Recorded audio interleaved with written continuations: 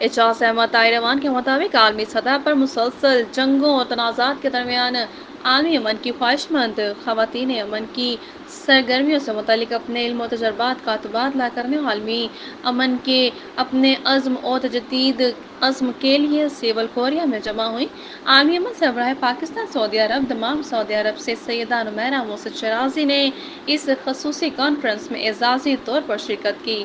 انہوں نے اپنے دورہ جنوبی کوریا کے دوران کوریا اور سعودی عرب میں بسنے والے سمندر پار عالمی کمیونٹی کے عورتوں کے مابین تعلیم اور تربیت کے معاہدے پر دستخط کیے اور ایک بار پھر امن سفیر کے طور پر چنی گئیں۔ بین الاقوامی خواتین امن گروپ کی چیئرمین وومین ہیوک سون یون نے 19 ستمبر کو کھانگی ڈو صوبے کے شہر گپونگ میں کینگسنگٹن ریزورٹ میں 2024 کی بین الاقوامی خواتین کی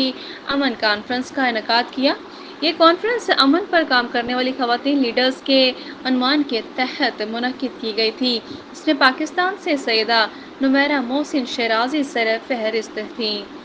دیگر شریک ممالک میں لیبیا، تنزانیہ، عمان، دبئی، مصر، بیلجیم، آسٹریلیا، امریکہ، کولمبیا، بنگلہ دیش، سری لنکا، نیپال، انڈیا، فلپائن، لبنان، ترکی، عراق، یمن شامل تھے۔ عالمی صحافتی برادری نے بھی بڑے پیمانے پر شرکت کی۔